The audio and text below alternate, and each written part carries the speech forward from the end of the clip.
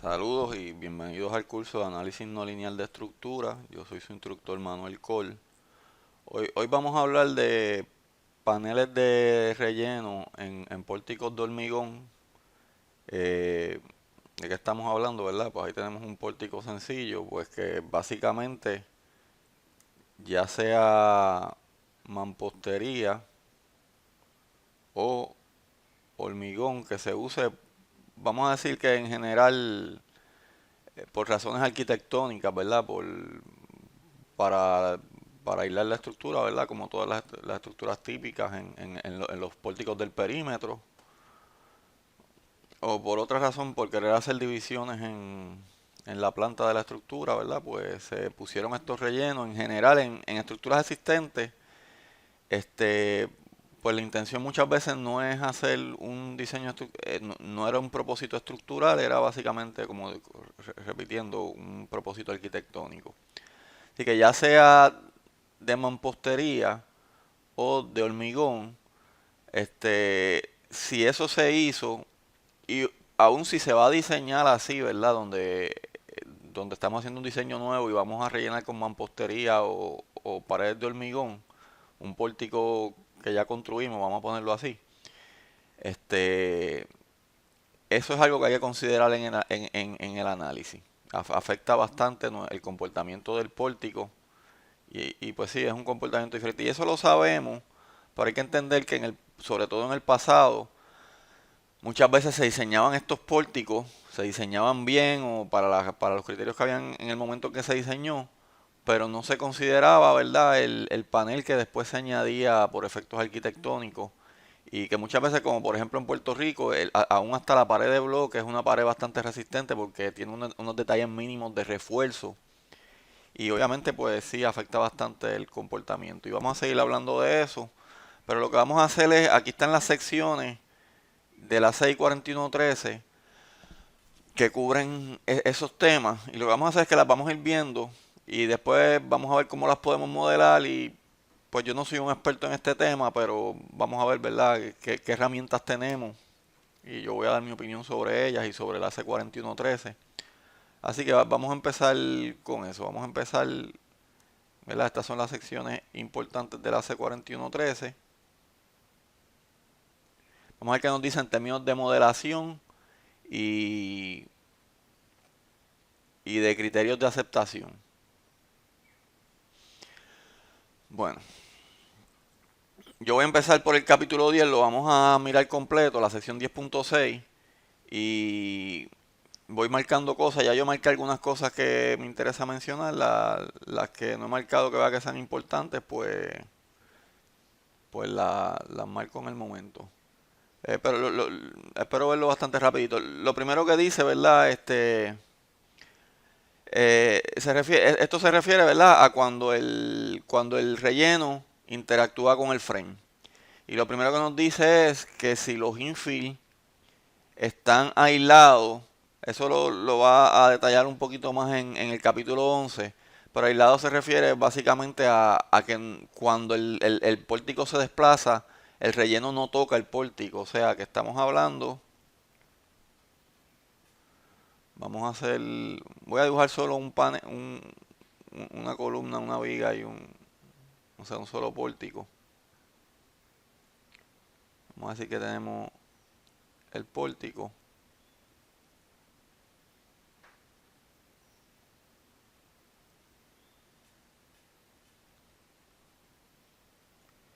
Vamos a ponerlo fijo en la base.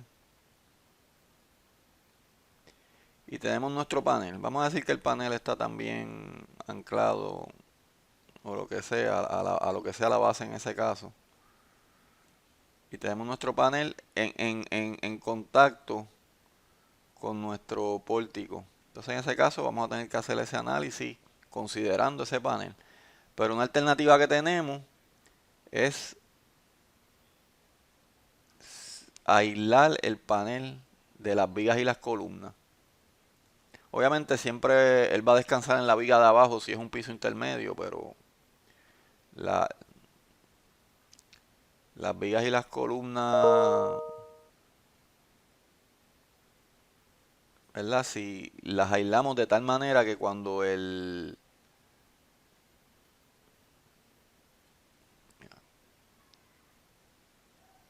a empezar esto de nuevo. Ahí quedó un poquito mejor. Cuando ese gap que hay entre, ¿verdad?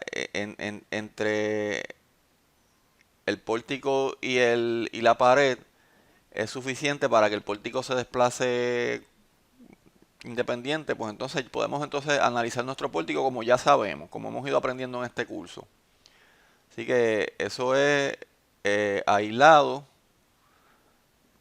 y sería una buena estrategia de rehabilitación. eh,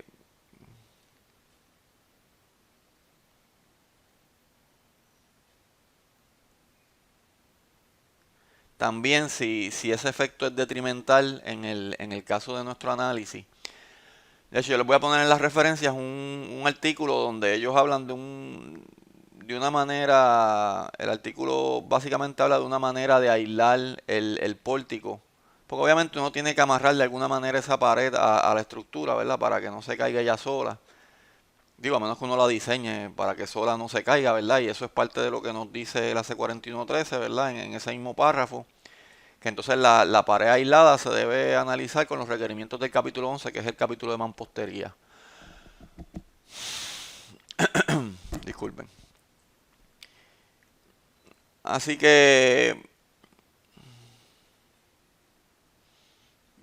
ya aquí habla de cómo modelar los pórticos y eso, que eso ya lo hemos visto. Vamos entonces, aquí hay una sección donde dice, vamos a empezar a hablar de pórticos con mampostería y después hablamos con pórticos rellenos con paredes de hormigón. Pero lo único que quiero marcar aquí es unas cositas bien importantes. Esto es como una recomendación de rehabilitación cuando, bueno, esto no como tal, ¿verdad? Esto nos dice,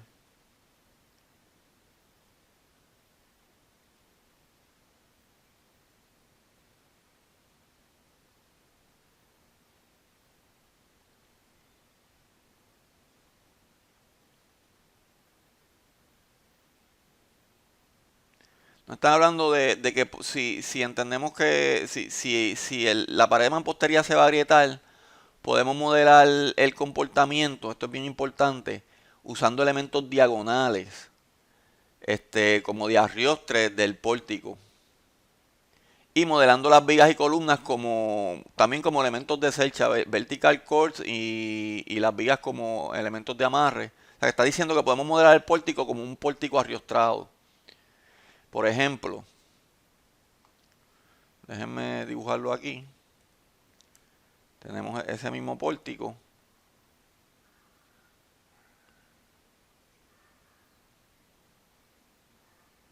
Modelo válido sería,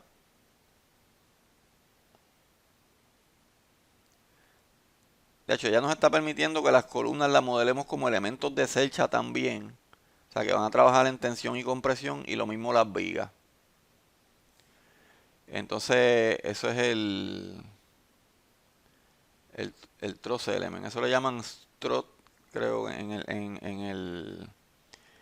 el caso de... Pero va a ser en compresión, ¿verdad?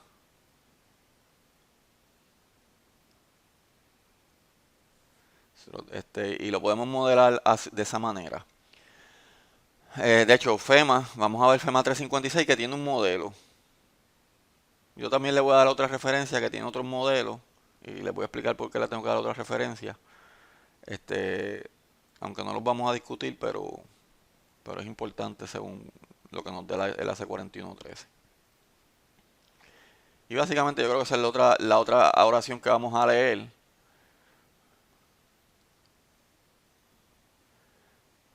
El capítulo 11 nos va a hablar de cómo modelar la parte mampostería y lo vamos a ver después, así que no voy a hablar de eso por ahora, pero nos dice, esto es bien importante, en pórtico, con paredes de relleno de mampostería en todo el pórtico, ¿verdad? Lo que estamos viendo hasta ahora, se debe incluir los efectos de compresión del truss element aplicados a la columna y a las vigas excéntricos de la junta. Y fíjense que lo que yo dibujé aquí es un truss element concéntrico con las juntas, ¿verdad? Las juntas están aquí, que hasta cierto punto las podemos modelar como si fueran celchas, o por lo menos el código nos deja hacerlo. Y, y yo lo modelé concéntrico. Después vamos a ver dibujos de alternativas que tenemos que estudiar. Hay varios modelos que consideran excentricidad de esos truss elements en el pórtico y el efecto obviamente que va a tener en las vigas y columnas. Y aquí nos habla de las rigideces, de cómo modelarlo. Este, y, y eso lo que implica es que si usamos este tipo de modelo, en realidad vamos a tener que evaluar varios casos. O por lo menos eso es lo que yo interpreto. También nos dice, esta yo no la marqué, pero es bien importante, en pórticos donde el relleno no llega hasta arriba, tenemos que incluir los efectos de columna corta, es básicamente lo que está diciendo aquí. No le llama columna corta, pero está diciendo que se tiene que considerar ese efecto en la columna. Y obviamente columna corta es un efecto bien importante. Vamos a tratar de dibujarlo. Lo que voy a hacer es que solamente voy a dibujar un pórtico otra vez para dibujar menos.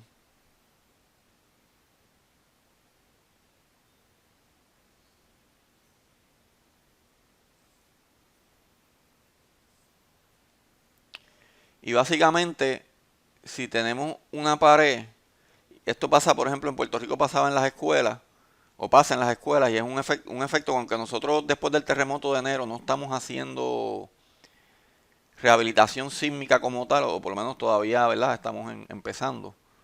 En, en el caso de las escuelas, pues ya las escuelas tenían este problema. Y ustedes saben que si este es el largo de la columna, el problema fue que diseñaron el pórtico quizás para efectos sísmicos y todo, ¿verdad? Son escuelas viejas, la mayoría que tienen este problema.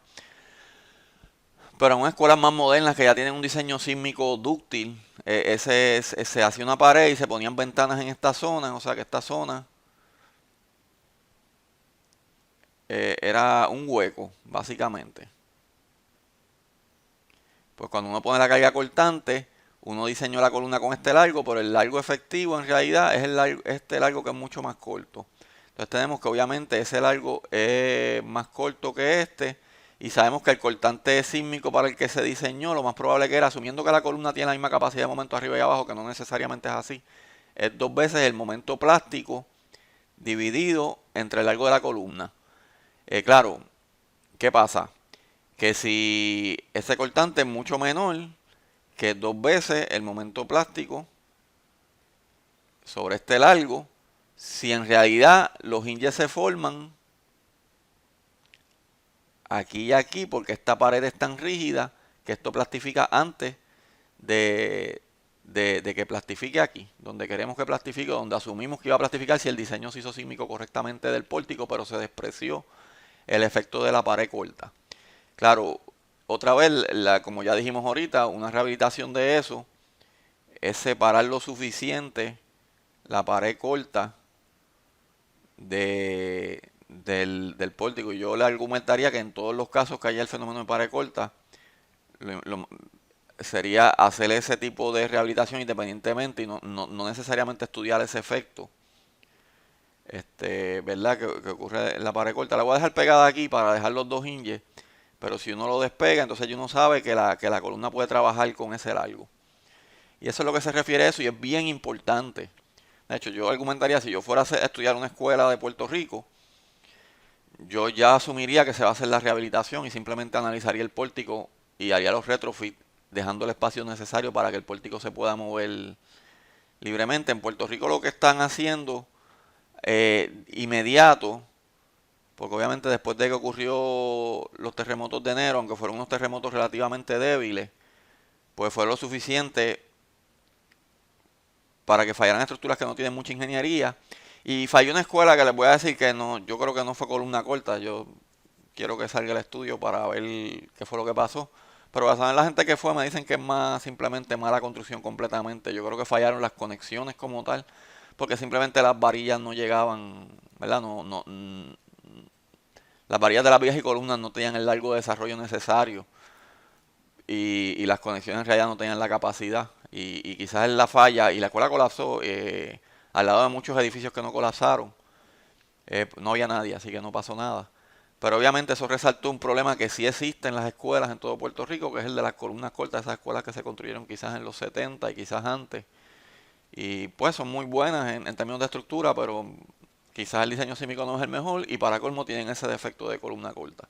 Ahora lo que están haciendo es, como medida inmediata, es esta ¿verdad? Separación que ya mencionamos, que no hay que hacer análisis ni nada, simplemente despéguenlas y por lo menos que la escuela aguante lo que aguanta, porque la realidad es que, por ejemplo, en el caso de Puerto Rico, el terremoto que ocurrió en el sur, pues no era tan fuerte para que estructuras bien diseñadas colapsen. En realidad, de hecho, la mayoría de las estructuras, aún en la zona donde ocurrió el terremoto, pues son serviciales.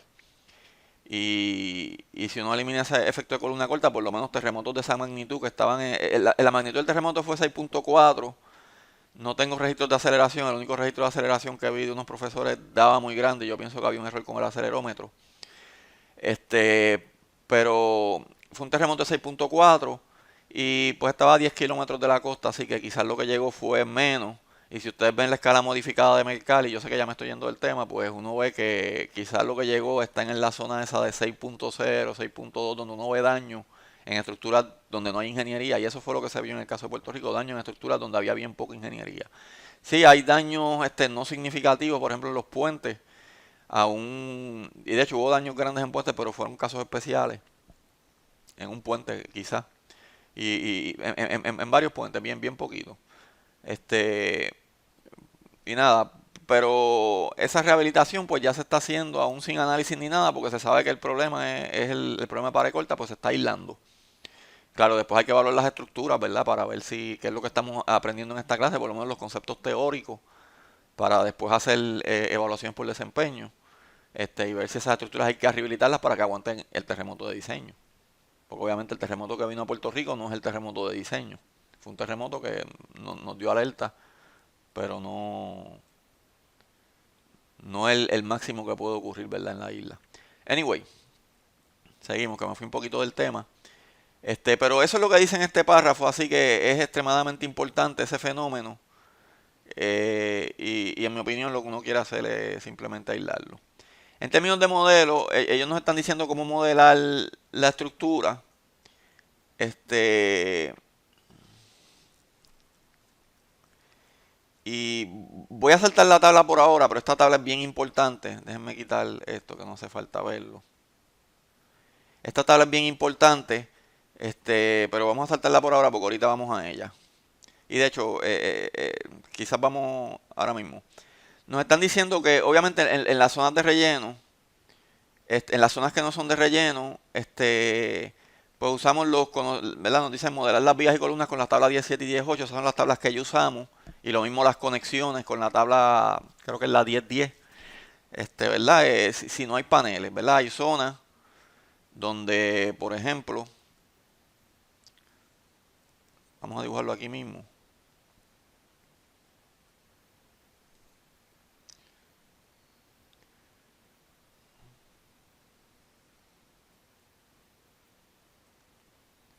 Si tenemos nuestro pórtico y vamos a decir que tenemos paredes de relleno aquí. Curiosamente, si relleno estas dos, eso fue en Puerto Rico fallaron muchas estructuras que estaban así rellenas arriba y nada abajo porque era un garaje.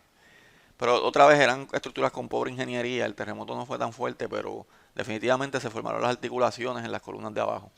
Pero nada, vamos a decir que tenemos estos dos rellenos y estos dos vacíos. Pues obviamente todos estos elementos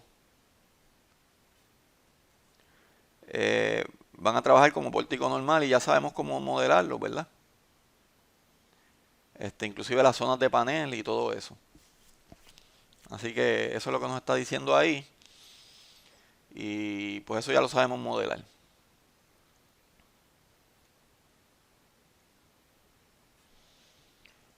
Mansory Infields, obviamente vamos a ver el capítulo 11 ahorita para ver cómo modelamos los rellenos. Ya sabemos que podemos usar Truss Elements, o sea, elementos de celcha. Y los elementos de y columna, pues los modelamos como la tabla 1017. Entonces ahora sí vamos a la tabla 1017 él nos da, ¿verdad?, la capacidad en tensión y compresión de las columnas. Si están bien confinadas, obviamente en compresión podemos llegar a una deformación bien grande. Esto básicamente es deformación. Y si no están bien confinadas, nos dicen que tenemos que evaluar si en realidad puede evaluar la tensión. Pero en compresión pues nos reducen. Bueno, esta es bien confinada y en tensión, y esta es en compresión. En tensión, si está bien confinada, nos deja llegar a una tensión considerable, ¿verdad? Porque es básicamente el acero en tensión.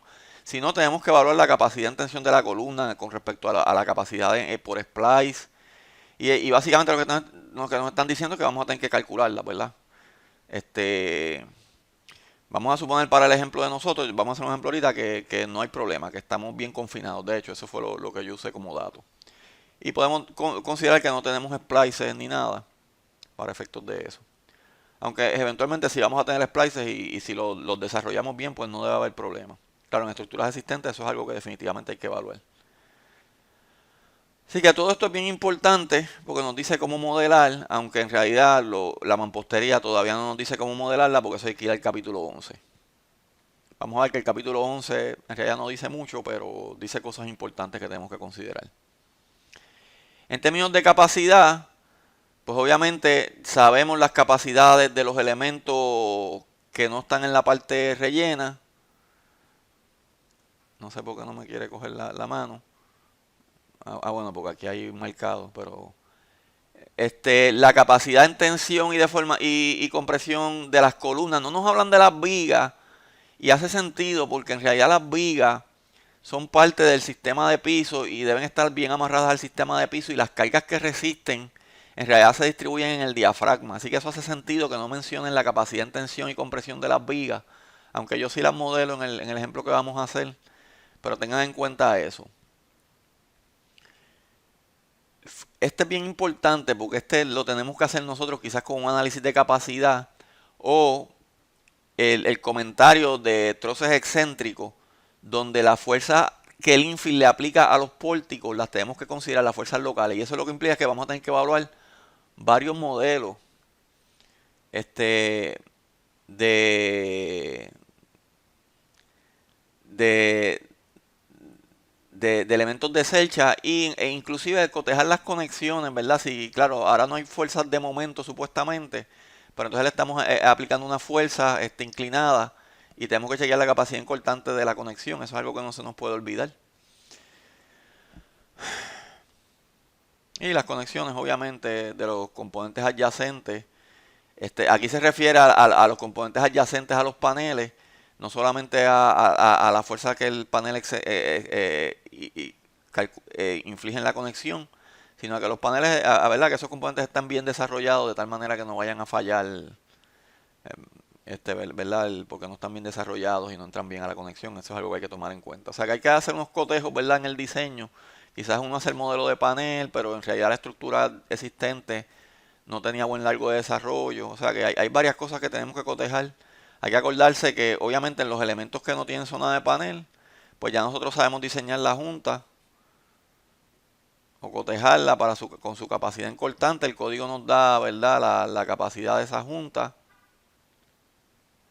Pero en los elementos que entran elementos de celcha, pues quizás esa junta no está trabajando con momentos, pero sabemos que va a haber una fuerza. Quizás este elemento le da compresión. Y la realidad es que esa data la vamos a tener para nosotros a chequear y podemos hacer un chequeo de capacidad, ¿verdad? Vamos a tener compresión aquí, compresión o tensión aquí.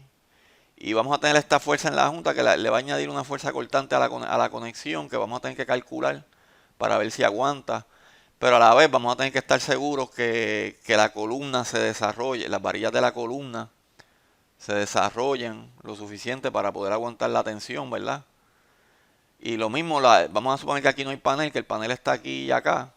Tenemos compresión acá, no sé si lo estoy dibujando bien, quizás no. ¿Verdad? Quizás si están en compresión en esta dirección, van esta, así que aquí no tenemos nada, así que lo voy a borrar. Pero, ¿verdad? Tenemos que asegurarnos que esas vigas que vamos a modelar con capacidad, que el acero se desarrolle de tal manera que esta viga aguante la capacidad, momento o no. Así que todas esas cosas hay que cotejarlas, igual que había que cotejarlas en pórticos donde no tenemos, ¿verdad? Paneles.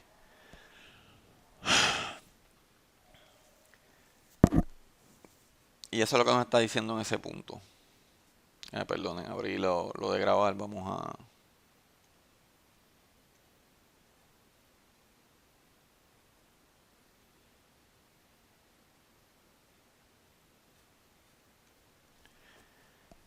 Así que básicamente nos está diciendo todo lo que tenemos que cotejar. Y los criterios de aceptación,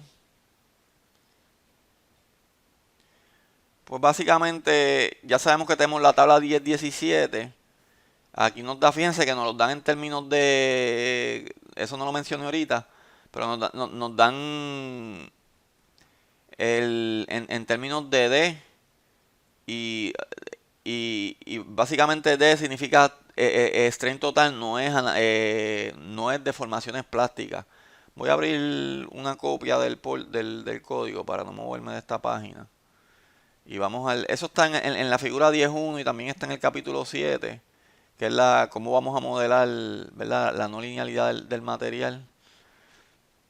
Voy a usar la del capítulo 7, pero da lo mismo, está en los dos capítulos. Ya la hemos hablado bastante. Y estamos hablando de esta segunda curva, donde, pues en este caso nos están dando deformación, ¿verdad? Que sería quizás la segunda.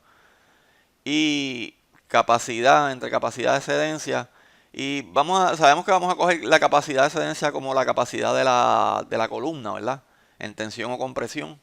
Y después podemos modelar esto horizontal o con un 10% de pendiente. Y nos da, ¿verdad? La elongación máxima que va a aguantar el material dependiendo de si está confinado o no confinado en compresión y en tensión, ¿verdad? Y los otros detalles como empates, etcétera, que podrían afectar y desarrollo de las varillas que podrían afectar esa capacidad en tensión o compresión.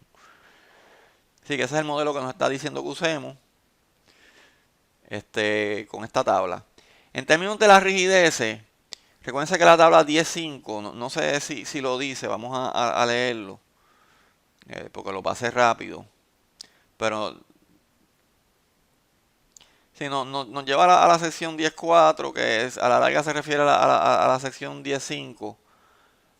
A la tabla 10.5 me refiero que nos deja, eh, y voy a buscar la tabla para recordarnos, pero básicamente esa tabla está bien lejos, ¿verdad? Estamos como en la 2.40 y pico, y esto es el principio, 2.20 y pico. En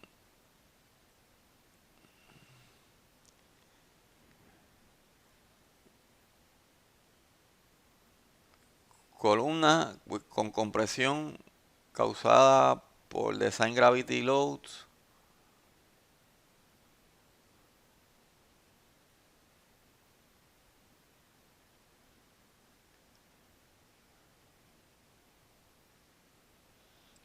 Básicamente nos está diciendo,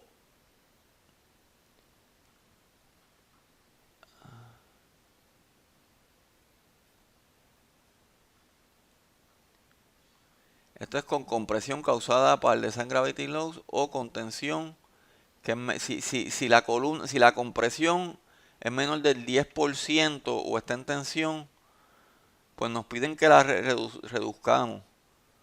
Este, yo lo que les diría, ¿verdad? Y hasta cierto punto es un poco lógico y es lo que dice aquí. Eh, y sí, si está en compresión, usamos el área gross.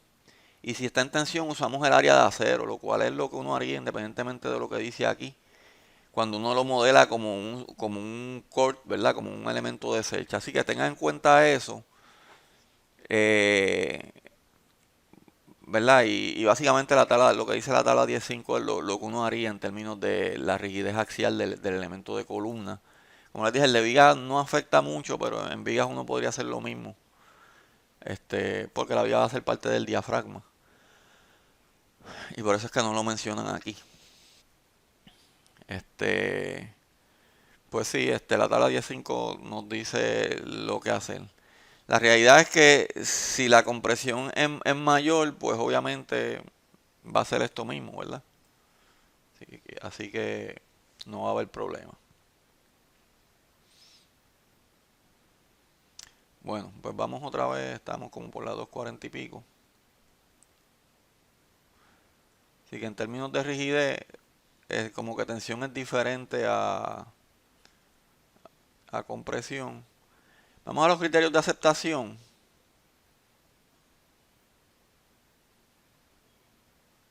No voy a hablar de histeresis, pero obviamente nos dice que la histeresis del muro de mampostería la tenemos que considerar con prueba. O sea, tenemos que considerar algún modelo que esté aprobado o lo que sea. Esto es lineal. Y después no sé si dice algo importante en la lineal que nos aplique a la no lineal. Pero básicamente para las partes que están fuera del infill, pues tenemos las secciones que aplican, ya sabemos, incluyendo los infill que estén aislados, pues vamos a la sección.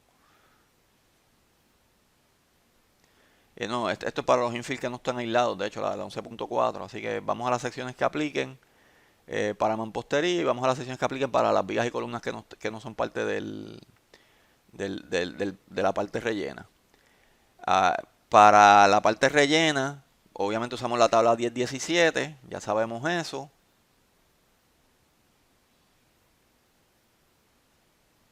Sí, esto nos dice algo importante, que las respuestas inelásticas deben ser, son permitidas en la parte aislada del pórtico, que es la sección 10.4 en el caso de nosotros, 10.5 es precast. 10.9 no me acuerdo cuál es, la chequeamos ahorita. Y obviamente según nos permita movimiento plástico en la sección de mampostería. Y obviamente vamos a la tabla 10-17, que en realidad sí nos permite cierta, ¿verdad?, capacidad plástica para las columnas en esa zona de panel. Pero nos dice acciones. Esta es la parte importante porque yo me confundo un poco con este código en algunas cosas que dice en el capítulo 11, e inclusive en la parte de paredes y en cosas que dice en otros sitios. Pero en este caso, en esta parte la dice clara y esto es lo que yo interpreto. Las acciones que no están en la tabla 17 y 18, que son las vigas y columnas aisladas, y la tabla 10-10, que son las juntas aisladas, que eso es lo que hemos hecho hasta ahora en la clase, se deben tratar como controladas por la fuerza. Eso quiere decir que para la capacidad de mi relleno, yo uso, en la tabla 10-17 y para la tabla 10-17 yo uso las propiedades nominales. O sea, para las vigas, básicamente las columnas, las conexiones y la pared de infill, lo que me está diciendo es que yo los trato como controladas por la fuerza. Así que hasta cierto punto hasta las puedo modelar elásticas, si eso es lo que. O sea, hasta cierto punto, a pesar de que la tabla 10-17 me deja deformación plástica, al tratarla por la fuerza, yo lo que voy a hacer es que voy a usar la capacidad nominal para calcular esa compresión de cedencia, lo que sea. Así que tengan en cuenta eso. Es bien importante. Habla de medidas de retrofit. Yo no voy a hablar de eso. De hecho, no habla mucho. Pero bueno, pero vamos a marcar eso porque sí.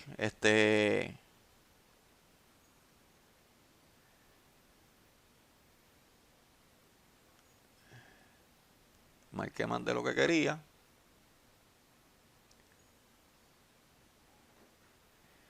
Eh, una manera de rehabilitar es o remover completamente el relleno o dejar espacios, como hablamos ahorita, entre el pórtico y el infill. Y dice que entonces se tienen que requerir los gap requirements del capítulo 11.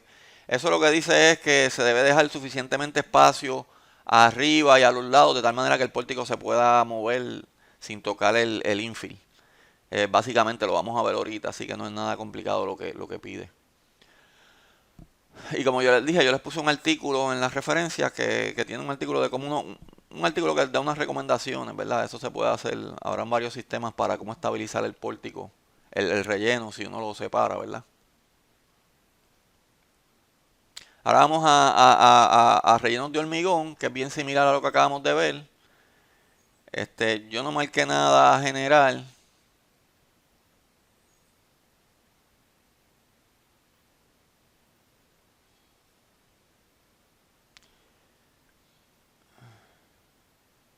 Pero vamos a marcar esto porque lo que nos está diciendo es que básicamente la interacción del relleno con el pórtico, pues vayamos al capítulo 11 y básicamente lo que nos está diciendo es que podemos modelar la pared de hormigón como podemos modelar la pared de relleno de mampostería.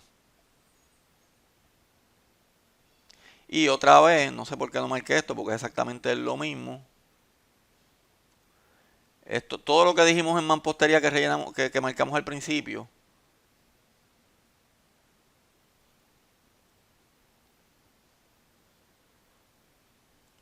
Disculpen un momentito, mi pulso está malo. No quiero hacer comentarios. Pero básicamente nos está diciendo otra vez que tenemos que, obviamente podemos hacerlo como el capítulo 11, podemos usar elementos de Selcha, pero tenemos que considerar el efecto en el pórtico de elementos de Selcha que actúan excéntricos a la junta, que fue lo que explicamos ahorita, y tenemos que considerar el efecto de columna corta, que fue lo que explicamos ahorita. Así que todo esto ya es bien importante otra vez y exactamente lo mismo que decía ahorita. Y otra vez nos dice que los elementos de pórtico que no están en las partes de relleno, pues ya sabemos, ¿verdad? Que usamos lo que aprendimos hasta ahora para modelarlo. Entiendo que en la parte de rigidez nos dice exactamente lo mismo. Esto otra vez es exactamente lo mismo lo que tenemos que cotejar. Así que no lo voy a repetir. Lo único que para la capacidad del relleno, pues nos manda el capítulo 7, ¿verdad? Para la capacidad cortante de la pared. Así que obviamente la capacidad de la pared de hormigón es diferente a la capacidad de la pared de mampostería, que lo más probable es que lo controle, en este caso el mortero de relleno o lo que sea, ¿verdad? Lo que sea más débil. Pero nada, yo no soy un experto en mampostería, que quede claro, así que yo no voy a entrar mucho en la capacidad de la pared de mampostería. Vamos a los criterios de aceptación y como ven, este capítulo es bien rápido porque todo se parece a lo de mampostería. Yo diría que lo único que cambia es que tenemos que ir al capítulo 7 para la capacidad de la pared.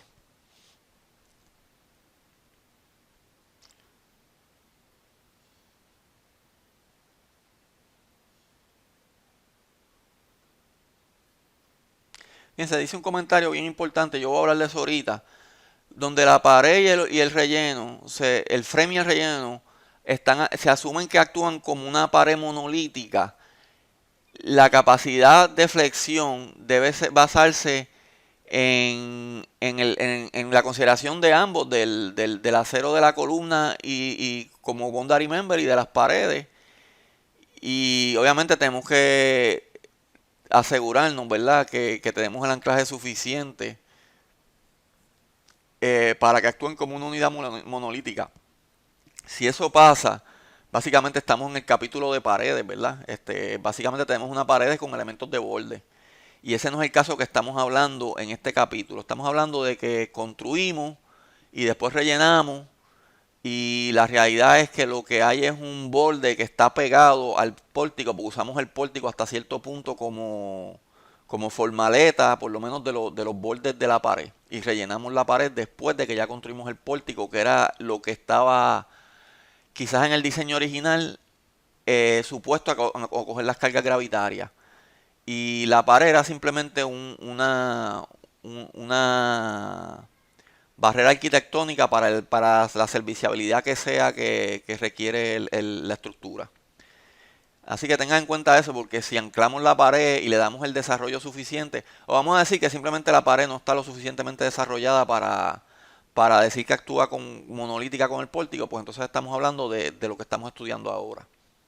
Que sería el caso, ¿verdad?, en específico de construcciones viejas, donde uno a propósito lo hace como un relleno arquitectónico, pero a la vez no se ocupó del detalle de aislarlo, ya que no lo iba a considerar como parte de los elementos de capacidad estructurales de la estructura, y entonces puede tener un efecto quizás beneficioso si uno rehabilita y construye, ¿verdad? Quizás vamos a decir que no necesariamente no es beneficioso, porque eso es una técnica de rehabilitación, rellenar las vigas y las columnas para que entonces, los pórticos, perdón, para que entonces actúe como paredes.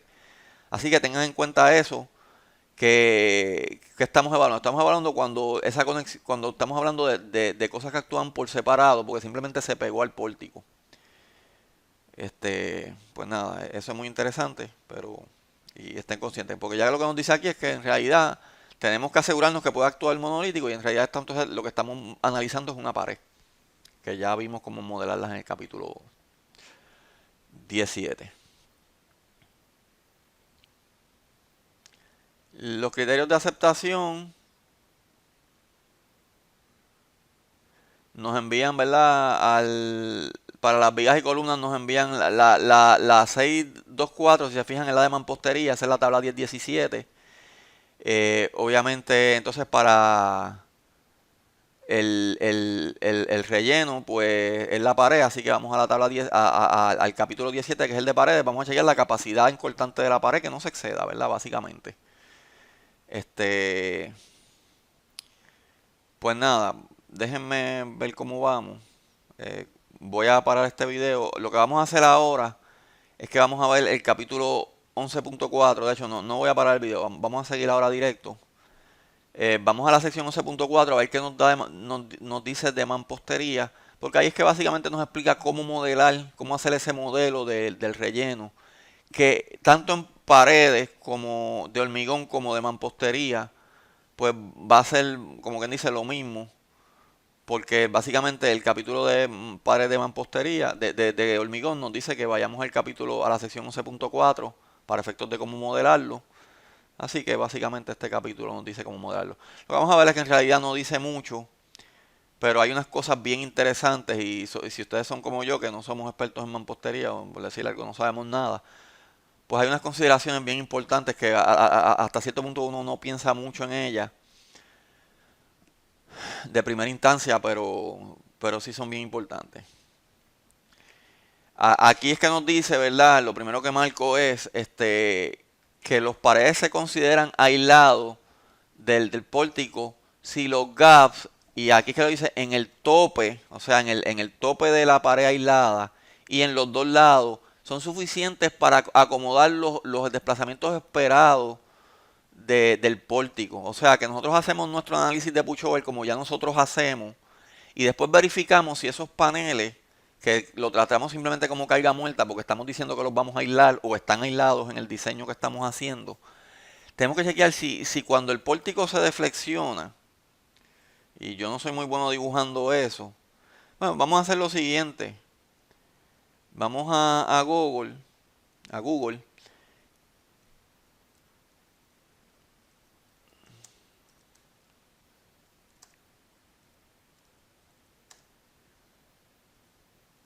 vamos a escribirlo a ver si nos aparece una imagen, porque lo que yo he visto es que muchas veces me aparecen imágenes que explican mejor eso. Y lamentablemente en este caso no. Aquí nos ponen, ¿verdad? El gap. Uno tendría que deformarlo y asegurarse, ¿verdad? Que cuando el pórtico se mueve, no lo ponen, ¿verdad? Pero es suficiente para explicarlo. Con un dibujo mejor hecho que el que yo puedo hacer. Déjenme darle un poquito de zoom a la imagen, porque no nos interesa el artículo.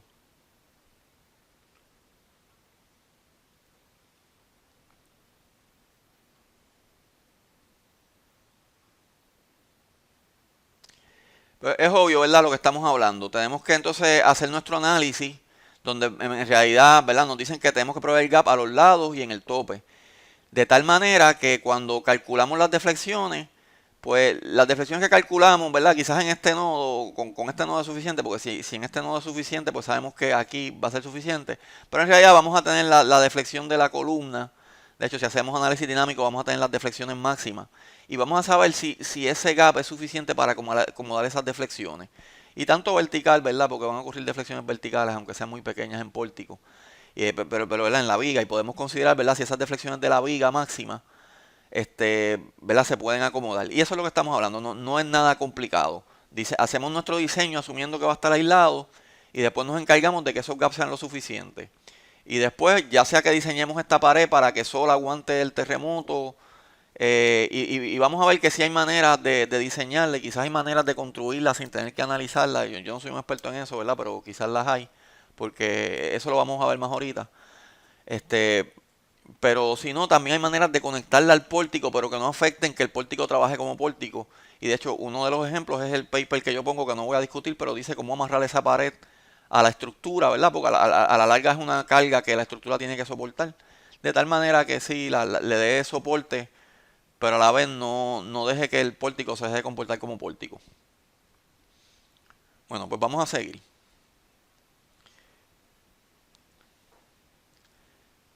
Lo que nos dicen Existing Maxstory Infills es que los existentes, si no están, ¿verdad?, dañados, se pueden tratar como si fueran nuevos, lo cual es lógico hasta cierto punto cuando uno evalúa estructura.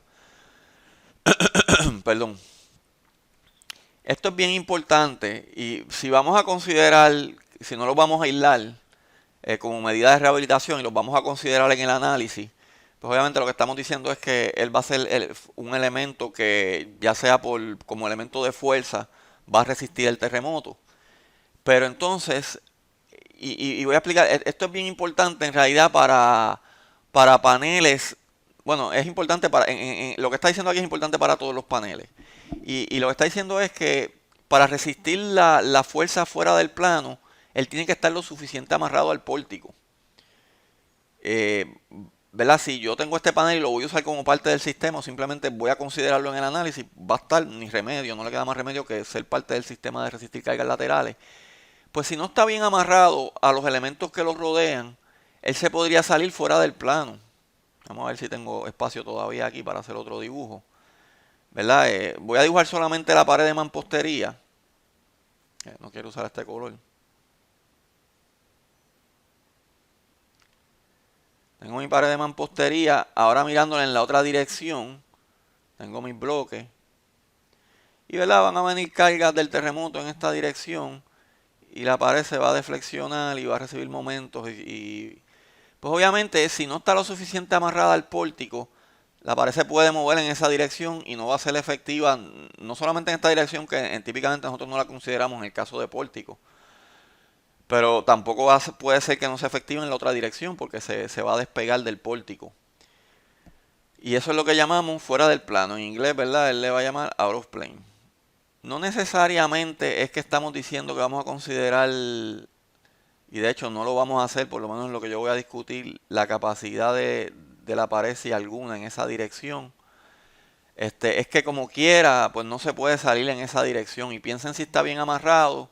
Después vamos a discutir el hecho de que ella se va a deflexionar como si fuera, piensen en un plate amarrado en todos los lados. Aquí obviamente no está amarrado en todos los lados, pero se va a deflexionar como una hamaca si lo vemos en esta dirección, pero en realidad es un efecto tridimensional que también es un efecto bien importante que hay que considerar. Después yo les enseño un dibujo y también es fuera del plano y él nos habla de eso. Pero lo mínimo es que nos dice que si el panel va a ser parte del sistema y no está bien amarrado, pues nos dice que lo podemos amarrar, por ejemplo, con ángulos de acero, que los amarremos al pórtico y al panel, o de alguna manera. Tenemos que hacer una rehabilitación si no está bien anclado. Y otra cosa, si hay gaps, ¿verdad? Si hay espacio, pero lo vamos a considerar, pues para considerarlo con estos modelos, tenemos que rellenar esos gaps. Así que también nos dice que debemos rehabilitar eso si hay espacios, por alguna razón, en algunos espacios, ¿verdad? Yo sin querer dibujé este disparate porque quería dibujar aquí, ¿verdad?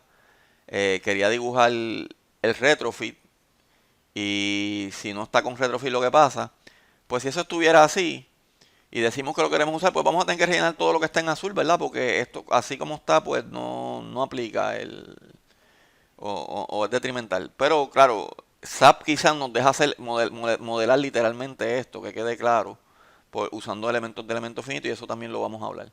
No vamos a hablar de esto en específico, pero vamos a hablar de cómo podemos usar los modelos de elemento finito de SAP. Y que voy otra vez disculpen, otra vez a abrir lo que no era. Así que nos dice todo eso. Vamos a hablar ahora de cómo modelar en el plano. Y voy a ir bien rápido porque básicamente lo que nos dice es que podemos modelarlo con estos modelos de elementos de Selcha, donde modelamos la pared como si fuera un elemento de arriostre. Y básicamente lo único que tenemos que definir es ese ancho que ellos le llaman A del modelo, el espesor Y las propiedades de la mampostería son exactamente las que usamos, ¿verdad? El módulo de elasticidad de la mampostería son las que usamos para modelar esa celcha. Pero también nos dice, ¿verdad? De modelos excéntricos. No sé si dibujo otro más. Yo les voy a enseñar entonces si dibujo otro más. Así que por lo menos nos da 3 modelos. No voy a hablar de openings, pero si es openings ya se complica mucho más entonces. Tenemos que considerar otros modelos complicados.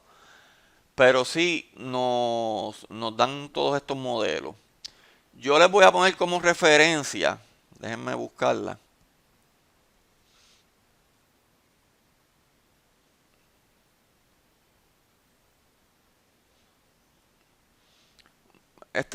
Yo no sé si es ni la tesis final, pero es el borrador de una tesis de un estudiante que hizo conmigo. Déjenme ir. Él tiene tanto en el repaso de literatura, de hecho, me voy a mover bien rápido porque no me interesa discutir la tesis. Pero obviamente él tiene su repaso de literatura, de varios modelos.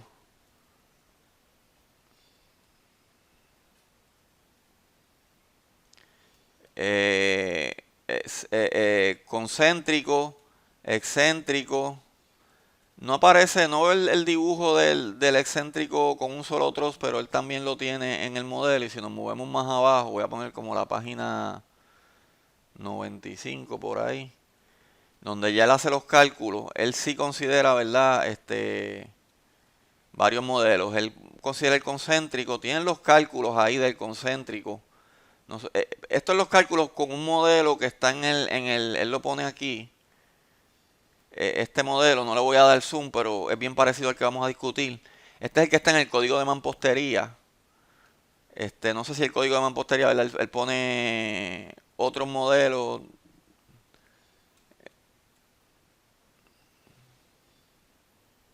Estos son los cálculos del concéntrico.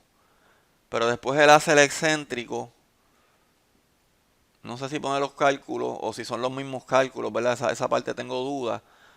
Y lo pueden leer, yo no voy a discutir esa parte, pero también hacer los dos modelos excéntricos que menciona la C4113. Y básicamente, bueno, esto ya se acabó la tesis, pero él corre todos los casos, ¿verdad? No sé si después termina para todos los análisis que está haciendo usando un solo modelo, pero corre ejemplos de todos esos casos. Porque básicamente eso es lo que nos dice la C4113. ¿Verdad? En las notas de lo que ya leímos del capítulo 10, tanto para mampostería como para, como para pared de hormigón, nos está diciendo que hay que considerar la excentricidad. Y pues no, ella misma nos da dos modelos. Y perdónenme, ya aquí ella nos está diciendo, ¿verdad?, qué ancho usar. Así que el ancho es bien sencillo, nos está diciendo que usemos la altura de la pared entre 3 y, ¿verdad?, ya con un poquito de trigonometría podemos calcular esto como el coseno de h tercio por el coseno de 45, podemos calcular ese ancho y lo ponemos excéntrico. Así que en el caso, en este modelo, no estoy seguro si usamos la misma A porque no lo dice. Y pues ahí le refiero a la tesis que le puse como que él va a decir exactamente qué fue lo que él hizo para modelar la excentricidad. De hecho, lo voy a mirar rápido porque si lo dice, pues lo mencionamos.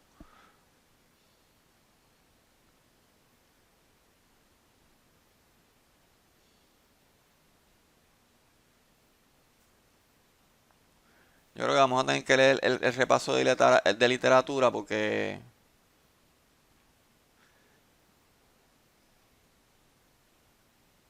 usa la misma celcha. Este,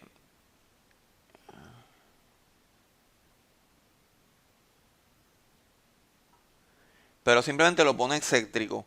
Eso depende del radio de altura a largo del panel, ¿verdad? Quizás solamente hay que cotejar dos casos.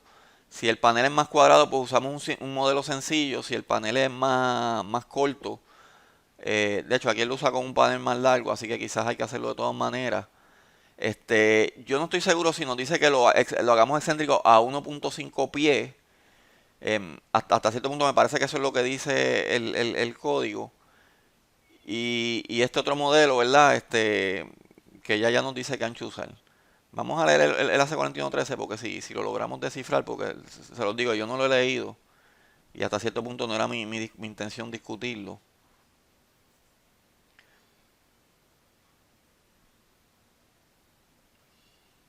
y voy a mirar rapidito y no lo estoy viendo, así que como dije, no le voy a dar mucho énfasis, pero tienen la tesis y pueden buscarlo si uno fuera a hacer el modelo. Lo que tienen que entender es que sí va a haber que hacer varios modelos si usamos este approach. Y viendo así, quizás uno de estos modelos no aplica, porque todo depende del radio del largo del panel, pero por lo menos uno podría tener hasta 3 modelos en que evaluar con esa analogía de Arioste. Bueno, pues vamos a seguir. Yo creo que ya no hay mucho más, eso era la parte más importante.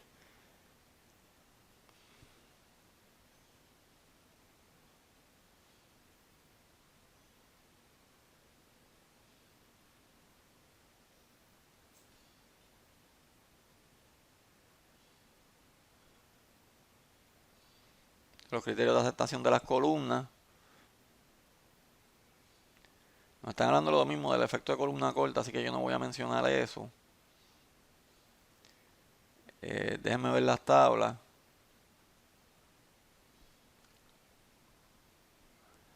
Esto es importante porque si nos da unos criterios de aceptación dependiendo de la capacidad cortante del pórtico. No se preocupen la capacidad cortante del pórtico.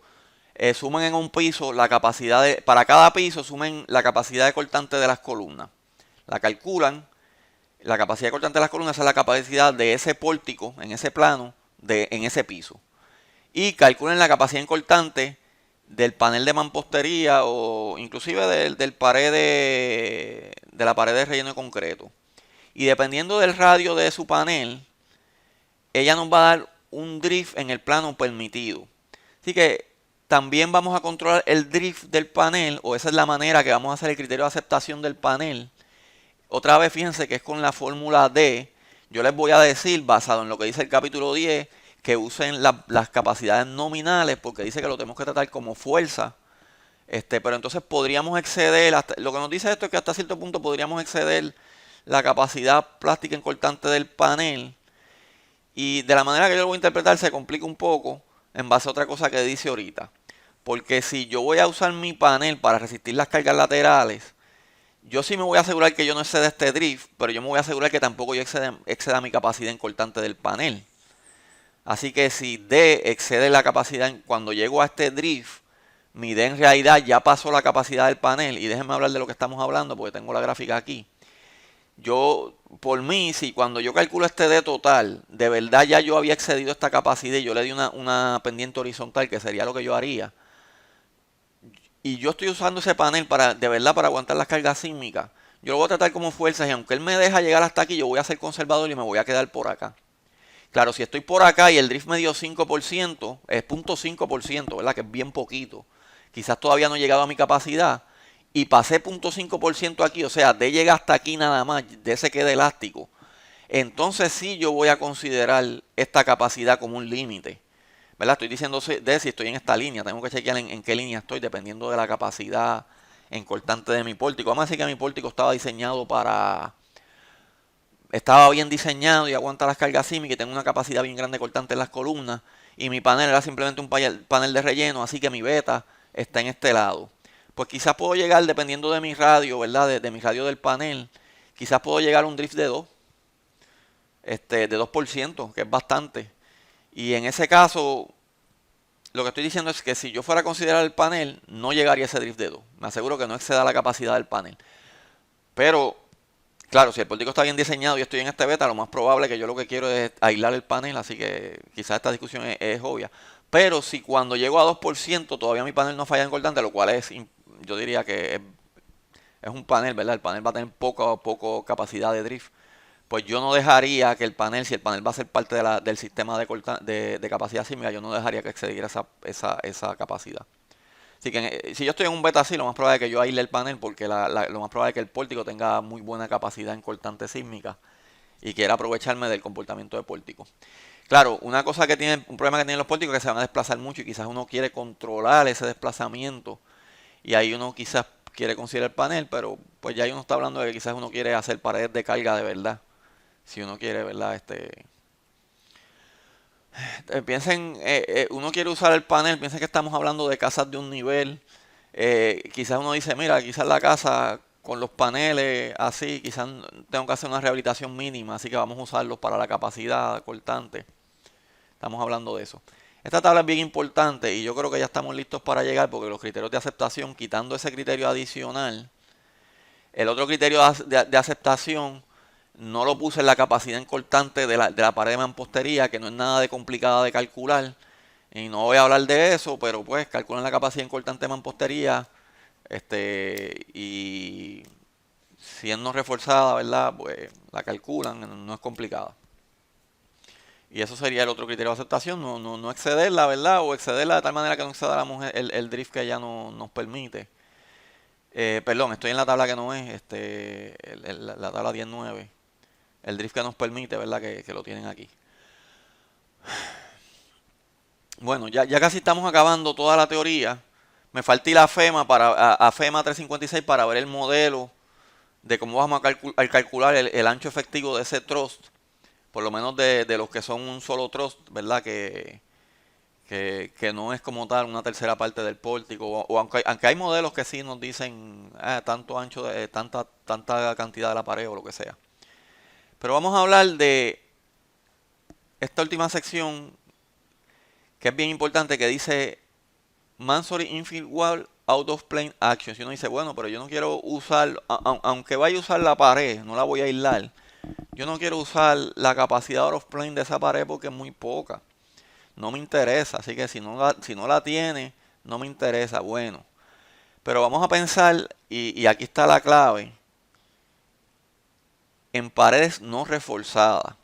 Si ustedes, en una construcción moderna en Puerto Rico, por ejemplo, en una casa, aún en construcciones de los 80, es posible que si uno tiene los detalles, uno va a ver que la mampostería que se usó simplemente como pared de división tiene un refuerzo nominal bastante razonable. O sea, que uno puede decir, bueno, si esta pared está bien conectada a mis vigas y columnas, la realidad es que yo puedo usarla para resistir las cargas laterales y podemos usar todo lo que estamos aprendiendo en este capítulo.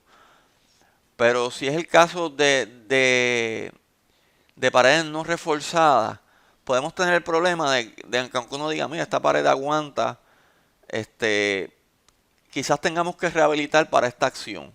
Y fíjense, ella nos dice, bueno, si se cumplen ciertas cosas que las vamos a ver ahorita, de cómo está atachada la pared a los pórticos, y cumplimos con cierto espesor que es bastante restrictivo, estamos hablando de Life Safety de 9. Piensen que si la pared es de 12 pies de altura, porque esto es el radio de altura de la pared de relleno y espesor de la pared de relleno. Si la pared es de 12 pies de altura, estamos hablando como de 13 pulgadas de ancho. Así que si uno tiene una pared de 6 pulgadas, de unos bloques de 6 pulgadas o de 8 pulgadas, pues lo más probable es que uno está en este problema donde esto puede ser un fenómeno que nos afecte. Claro, si la pared es más gruesa que lo que dice esta tabla, pues entonces no tenemos que cotejar ese efecto. Lo que estamos diciendo es que la pared es lo suficientemente estable. Básicamente nos dice si la pared tiene ese espesor y se puede generar lo que llaman acción de arco. Eso lo vamos a ver en un dibujo ahorita. Pues básicamente si cumplimos con todo esto, y claro, con lo último cumplimos porque tenemos que cumplir con la tabla, entonces no tenemos que cotejar ese efecto de acción fuera del plano.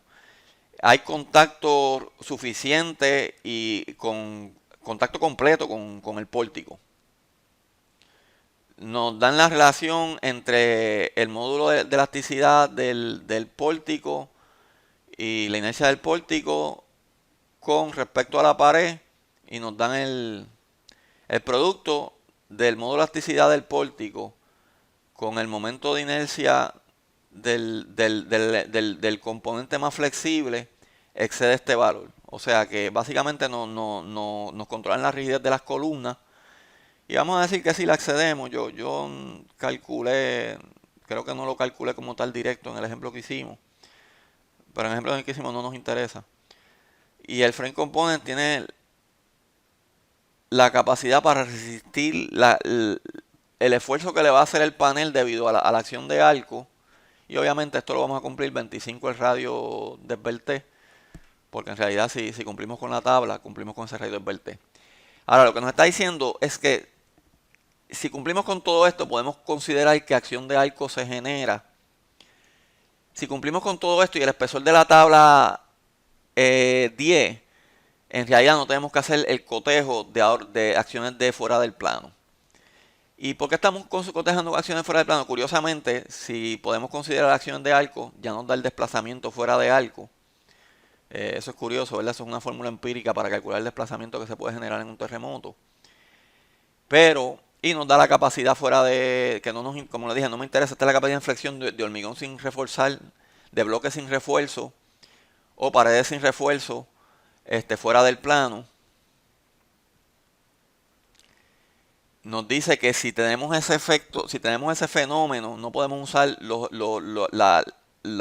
análisis estáticos, tenemos que hacer análisis dinámico y nos da el criterio de aceptación de cuánto drift por piso fuera del plano nos permite. Este drift yo no lo, este drift, ¿verdad? Pues es el límite. También nos dice que si cuando se cae el infill panel, él no hace falta, la pérdida de un panel infill no hace falta, entonces no tenemos que llegar a estos límites de drift máximo fuera del plano. Ahora, si la pared de relleno está reforzada, él no habla de esto y yo entiendo que entonces el fenómeno no aplica. Déjenme explicarle por qué eso es importante, todo esto de cotejar fuera del plano. Y otra vez vamos a ir a Google y vamos a escribir, voy a escribir Arching Action of Mansory Infill. Ya yo lo había hecho ahorita. Y vamos a ir. Y obviamente lo que pasa es que aunque uno desprecia esto en los elementos, quizá uno siempre puede modelar en tres dimensiones el efecto, por ejemplo, la pared de carga de hormigón, uno puede modelarla para que actúe tridimensional. Ahora, si uno no la pone para actuar tridimensional, uno sabe que eso, el efecto fuera del plano, que uno lo desprecia, no es importante y como la pared es plástica, si otros elementos plásticos cogen la carga, pues el análisis es conservador y eso está en la teoría plástica. No voy a entrar en eso. Pero si uno está considerando la capacidad de una pared de mampostería y no es reforzada, pues puede pasar que el mismo sismo, la misma aceleración sísmica, los momentos que causa que uno desprecia porque uno está asumiendo que todo tiene suficiente ductilidad, y la teoría plástica nos permite despreciarlos y que esa carga la coja otros componentes que uno no modeló, o sea que uno sí modeló, y si todo eso ocurre y esto se puede deformar plásticamente, el análisis es conservador. Yo no voy a entrar en la teoría plástica, pero eso es la teoría que nosotros indirectamente usamos análisis, en diseño último. Y sigue aplicando, ¿verdad? Porque seguimos haciendo análisis asumiendo que todos los elementos, aunque no tengan ductilidad extrema, tienen cierta ductilidad mínima, ¿verdad? El hormigón hasta en cortante tiene ductilidad. Y obviamente en flexión va a tener mucha ductilidad. Pero si no hay refuerzo, no podemos hacer todas esas asunciones que sin querer hacemos. Es obvio que la misma masa del bloque con una aceleración en esta dirección puede hacer que falle en flexión. Esa capacidad aumenta si podemos, ¿verdad? Y aquí tenemos si podemos generar este mecanismo de arco donde se generan dos elementos en compresión, dos truss elements en compresión, aumenta. Y ahí tienen cómo se genera, ¿verdad? Y ese es el desplazamiento que dijimos que es como una hamaca en el plano. Eso es lo que está pasando. Así que entiendan que si es hormigón no reforzado, hay que considerar eso. Si es hormigón no reforzado, en mi opinión, ya uno tiene que asumir que uno va a tener que de alguna manera rehabilitar y uno podría, ¿verdad?, aumentar la capacidad de inflexión de esto poniendo refuerzo, ya sea fibra de carbón, ya sea añadiendo más bloques o shotcrete o algo para aumentar el espesor de tal manera que sea estable, ¿verdad? El espesor que nos da la tabla 10, etcétera. No voy a entrar mucho en eso, pero eso es algo bien importante. En base al silencio del pórtico, cuando hay refuerzo, yo entiendo que el refuerzo es lo que hacemos en todos los otros elementos, que si no queremos modelar la tercera dimensión porque no nos interesa modelar la capacidad en esta dirección, ¿verdad? Pues después de que haya refuerzo y sabemos que tenemos una capacidad y cierta ductilidad mínima, el despreciarla lo que hace es que otros elementos se encargan de coger las cargas laterales que van a ser las paredes que están en la otra dirección, etcétera.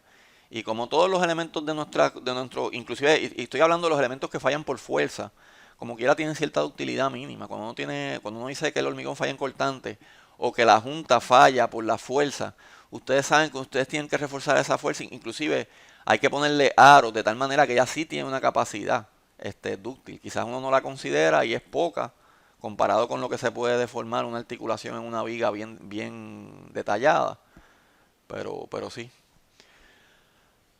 Ahora, así que en el caso de paredes reforzadas como las que vamos a hacer en el ejemplo, pues ese fenómeno no entra en cuenta. Así que si es una pared mampostería no reforzada, ya saben que o la hacemos lo suficientemente espesa para poder considerar, ¿verdad?, que es estable y no tenemos que considerar el efecto, no tenemos que considerar esos esfuerzos, o en mi opinión la rehabilitamos y no consideramos esos efectos como quiera, porque si estamos considerando esos efectos, lo que estamos diciendo es que un terremoto de diseño podría tumbar la pared y, ¿verdad?, no está reforzada. Pero lo podemos considerar si queremos hacerlo porque el código nos explica cómo hacerlo. Así que vamos ahora a hacer un ejemplo. Ya yo los corrí porque no es tan fácil. Sabemos que tenemos varios modelos de arriostre. Yo solamente corrí el concéntrico. Y perdón, no vamos ahora a correr este ejemplo. SAP nos permite modelar con elementos finitos estas paredes y nos da unas recomendaciones. Déjeme así coger una pausa. Y entonces yo voy a explicar, ¿verdad? En el manual de CSI Bridge vamos a ir y vamos a ver cómo con un modelo de ley, al igual que en paredes, SAP nos permite modelar el paredes de relleno. Ahora vamos a ver que todo esto no es tan fácil como se ve. A mí me gusta mucho el modelo de SAP simplemente por su sencillez. Yo tengo dudas de las recomendaciones que SAP 2000 da. O sea que si CSI da con este modelo, aunque me gusta mucho el modelo como quiera. Pero vamos a ver que todos los modelos dan resultados diferentes. Así que vamos a discutir todos los modelos del ejemplo que vamos a hacer. Pero voy a coger una pausa ahora.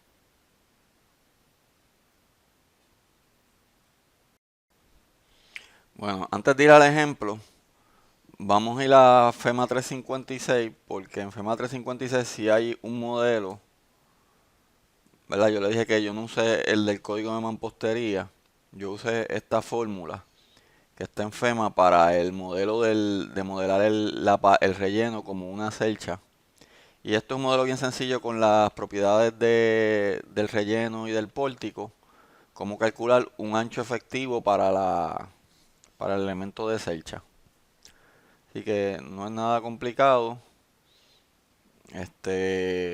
Y ese fue el que usamos. Para hacer el modelo concéntrico, yo no hice modelo excéntrico, pero el otro caso sería pues bajar la junta donde se conecta el pórtico y subir esta, ¿verdad?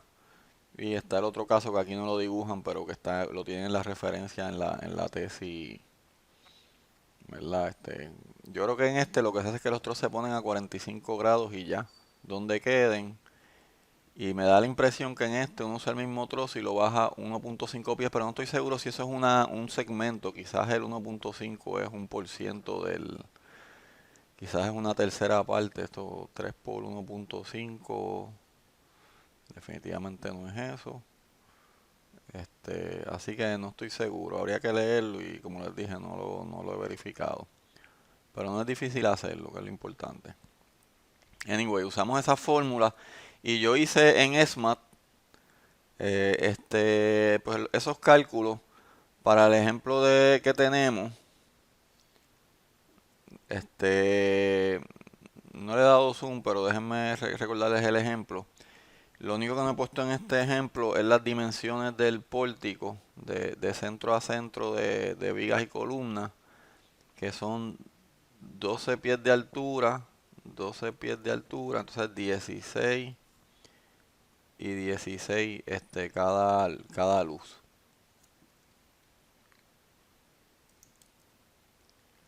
Y ese fue el ejemplo que corrí. Yo lo que hice fue, déjenme explicar, y voy a borrar, pero yo lo que hice fue modelar los elementos de pórtico de viga y columna. Estoy casi seguro que no los agrieté. que verdad habría que poner estos los de las vigas por punto 3, los de las columnas por punto 7 o por punto 3 dependiendo de la carga axial. Eso creo que no lo hice. No me interesaba mucho la parte del pórtico, pero sí habría que hacerlo. No usé valores esperados, así que yo usé los valores para la columna, eso no lo escribí, pero tiene las mismas propiedades que la pared. 4000 PSI, ¿verdad? Que son 4 KSI. Y FY 60 KSI. Así que, pero no lo modelé con valores esperados, porque ustedes, por ejemplo, esto y esto, no podría usar valores esperados, porque uno sabe que son vigas y pórticos dúctiles en este caso. Así que, y obviamente en las zonas de panel, sí modelé los hinges de momento.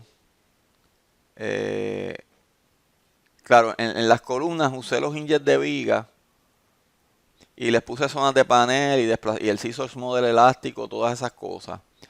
Lo único adicional que tuve que añadir en las columnas, y yo se lo enseño, ¿verdad? Es que tuve que poner hinges también los puse en las vigas, aunque en las vigas no hacían falta. Pero tuve que poner hinges de carga axial, rótulas de carga axial en las columnas. Y modelamos la viga, el elemento de panel que también le puse una articulación, pero lo modelamos, ¿verdad? Así inclinado. Hice el modelo concéntrico. Este, Déjenme mirar ¿verdad? Con las dimensiones de la sección, esto que está aquí, y el modelo de elasticidad, 3600, tanto para la pared, porque la pared de hormigón de 6 pulgadas, puse todo en pulgadas como nos pide la fórmula, que bien las unidades todas son en pulgadas, todo lo que es dimensiones, y lo que es elasticidad, es en KSI, así que 3600 es la elasticidad de...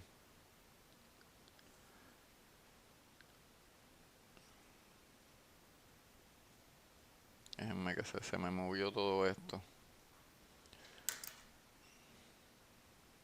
Y escribí algo aquí que no quería escribir. Bueno, 3600 es la elasticidad tanto de la pared como del pórtico. La altura de la pared, H-core, la altura del infill, que es H-core menos una profundidad de vigas. Las vigas y las columnas tienen las mismas dimensiones, 20 y 10. El largo de la viga es 16 pies por 12 porque es en pulgadas. Lo que sea que de eso.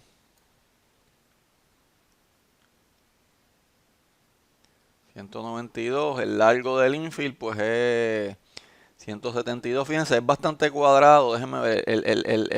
La altura del infill es 124. Y el largo del infill es 172. O sea que no es cuadrado, pero es bastante... Y el espesor del infill es 6 pulgadas. Así que no puse unidades en esta hoja, pero todo está en pulgadas o en kips. El ángulo el largo diagonal del panel es 212, ¿verdad? Eso con Pitágoras es fácil de sacar. Y el ángulo es 35.8, el ángulo que hace que está inclinado esa diagonal. Así que se calcula el parámetro alfa 1, que da ese número con lo que dice en la fórmula. Y calculé el ancho efectivo, también con lo que dice en la fórmula, que da 18.5 pulgadas. También calculé la capacidad cortante de la pared, solamente considerando el hormigón. Este 1.5 sale, obviamente desprecié el acero, asumí que había acero mínimo, eso lo vamos a ver después, pero lo desprecié. Este 1.5 sale de que la fórmula que tiene la C4113 tiene un 6 dividido entre, creo que es M sobre V, y dice que el M sobre V más algo no puede ser mayor de 4. Así que usé 4, que era lo más conservador, y da 1.5. Raíz de F'(C) por 1.8 que también hay en la fórmula para el área este punto 8 en realidad va acá para el área de pared cortante.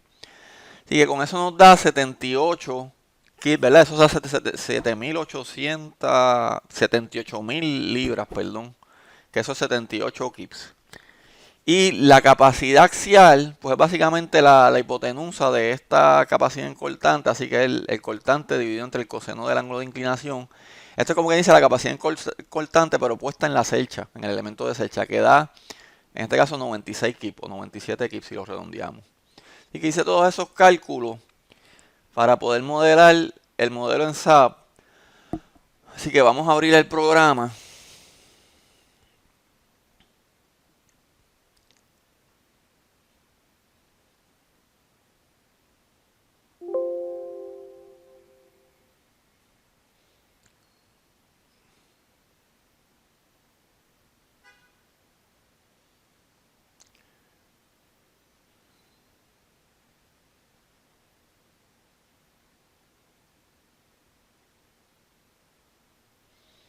Ok, ese fue el modelo que yo hice, pero antes de ese, sé que quería que lo vieran. Yo no he corrido. Ah, le di exit en vez de, me disculpan. El pórtico aislado. Yo le puse un peso muerto, que teóricamente incluye el peso de las paredes, pero no está bien distribuido. Yo voy a explicar lo que yo hice. Pues yo le puse un peso muerto de un kip por pie, que eso es como 0.08 o algo así, kip en las vigas, más el peso muerto de las vigas y columnas. Y le puse una carga de 10 kip, que no es importante para análisis lateral, porque vamos a hacerlo por desplazamiento, así que la carga, lo que estamos diciendo es que pues, la misma carga que pusimos en el primer piso la pusimos en el segundo. Que no es la distribución quizá correcta, pero nada, es para el ejemplo. Y lo que voy a hacer es quitar estos elementos laterales. Le puse articulaciones. Ver si le doy display. Van a salir un montón. Lo único que tienen que ver es que las columnas, eso lo pueden ver aquí, de las zonas de panel, tienen el hinche en el medio. Las vigas lo tienen también, pero como les dije, las vigas son parte del diafragma, así que el código no nos dice ni que las chequeemos por eso mismo, porque como se distribuyen las cargas sísmicas en el diafragma, no es exactamente como nos da el programa, sobre todo cuando hacemos un modelo sencillo como este. De hecho, yo puse las cargas laterales en estos dos nudos. Pero nada, también puse brazos rígidos en la zona de panel y el scissors model elástico en la zona de panel. Así que definí las cargas muertas como un caso no lineal y definí las cargas laterales como un caso no lineal. Y los casos elásticos no me interesan, no los estoy ni corriendo, pero el caso no lineal lateral empieza con las cargas muertas, que es un caso no lineal. Está no lineal, no le puse efecto delta porque eso vamos a hablar después. Y le puse la carga lateral, pero con displacement control. Como aquí no puse las paredes, la realidad es que yo puedo llegar, yo creo que como a 3 pulgadas. Bueno, vamos a poner como 2 porque no me acuerdo. Y otra cosa que yo modifiqué en los parámetros no lineales es para que itere la convergencia de iteración. Yo puse .01 y el default es .0001. Eso lo cambié para que converja más rápido, aunque obviamente este va a converger rápido porque no tiene modelos de elementos finitos. Aun si tuviera los arriostres, corre rápido. Por lo menos el caso estático, ¿verdad? Entonces, voy a poner el deform shape.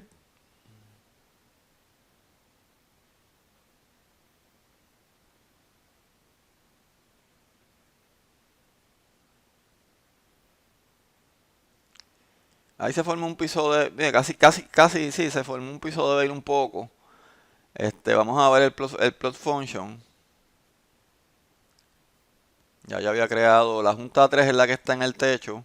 Y ya yo había creado la función de cortante en la base.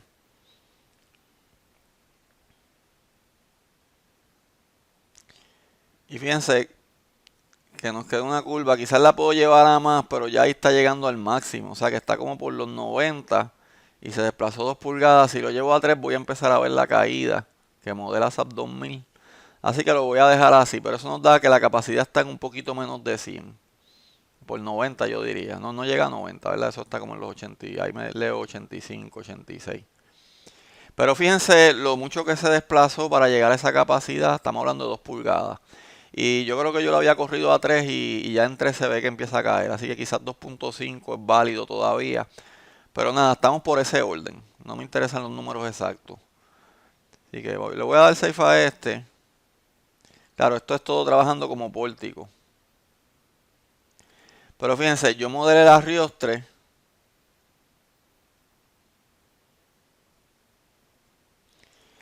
Y lo otro que tuve que añadir, déjenme enseñarles ahora la definición de los hinges. Porque yo tuve que definir dos hinges axiales porque eso no los crea automático. El de las columnas. Y le dije que use la capacidad de cedencia de las columnas, ¿verdad? Como cedencia. Y que fuera simétrico, lo que quizás no es correcto, ¿verdad? Porque en tensión y en compresión quizás tan diferentes, eso hay que chequearlo. Y inclusive las rigideces en tensión y compresión pues son diferentes. Pero yo lo dejé simétrico para efectos de, curiosamente este está en tensión, así que quizás no está exactamente correcto. Y eso es algo que hay que tomar en cuenta, ¿verdad? Pero nada, él va a fallar con la capacidad de la curva y le da un 10%. La capacidad de, básicamente esa va a ser la misma, casi la misma que la capacidad de la columna. Para efectos de este modelo, que es FY por el área de las varillas. Este, pero nada. Y definí ese hinge. El otro hinge que definí fue para los arriostres. Y yo sí había calculado la capacidad que la vimos ahorita. Y pues le di esa capacidad. Esa se la di numéricamente, no se la di aparte. Fíjense que en el otro ustedes le pudieran haber dado las capacidades diferentes en tensión y compresión. Si hubieran querido, no dándole simétrica. Esto va a trabajar en compresión nada más, a pesar de que teóricamente yo lo dejé que trabaje en tensión. Pero como no es un problema dinámico, pues no va a haber problema. Si fuera un problema dinámico, sí habría que hacer un modelo diferente. De hecho, yo les diría que en un modelo dinámico, quizás todos estos elementos son mejores, por lo menos sobre todo los arriostres, sería mejor usar link elements que elementos de pórtico, porque obviamente yo definí esos elementos, las vigas y las columnas, con el refuerzo y el confinamiento que requieren y las dimensiones que tenían, y los arriostres, pues con lo que me dio el programa de ancho y el ancho, ¿verdad? Que es 6 pulgadas y con lo que me dio la fórmula de FEMA de ancho de profundidad efectiva. Y las propiedades del hormigón porque es la pared, ¿verdad? Y le puse un hinche en el medio. Si, si yo les digo frame section, por ejemplo, vamos a ver, pues ahí ven, ¿verdad? Que todas las vigas y columnas son iguales. Puse zonas de panel, puse brazos rígidos, etcétera. Y puse los hinges de momento. Pues nada, vamos a ver la función deformada. Creo que corrió un incremento. Ya aquí sí se ve una caída, así que voy a poner la máxima, pero ya ahí se formó. En realidad, él falla cuando falla este arriostre, pero como lo seguí, pues se formaron las otras articulaciones.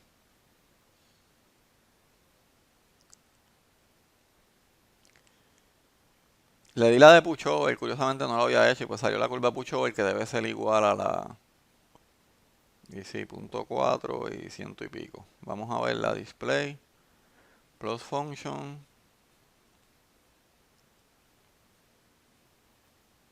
Base shear. No cree nada de Puchover, pero sí punto 4 y 120 y pico. Así que se parecen las curvas. Y ven que lo llevé a punto 8 pulgadas. Fíjense la diferencia en desplazamiento. Punto 4 el máximo. Y lo llevé hasta punto 8 y ya en punto 5 se empieza a caer la capacidad. Pero la capacidad da mucho mayor. No estoy considerando conexiones ni nada de eso, ¿verdad? Aunque las modelé. No verifiqué nada si falla o no falla. Pero ven que aunque aguanta más de 90, de 85, que era lo que daba sin las paredes, también se desplaza mucho menos. Ahora viene lo interesante y es que yo sé los modelos que da SAP. Vamos a mirarlos rápido. SAP dice que podemos usar, ¿verdad? O la referencia de CSI. El modelo de Layel y nos da dos ejemplos. Uno donde creamos elementos finitos en cortante. Ese de elemento finito en cortante, pues obviamente no va a coger carga gravitaria. Fíjense que lo único que activamos es los esfuerzos sigma 1-2 no lineales. Y lo mismo como membrana y lo mismo nos da otra alternativa donde lo modelamos como estroto inclinado, similar a lo que hicimos. En el caso de nosotros la inclinación es 35.8. A mí lo que me gusta de esto es que me da la impresión de que uno podría hacer todos los modelos simplemente con elementos finitos, cambiándole la inclinación del sigma 1,1, de los esfuerzos principales.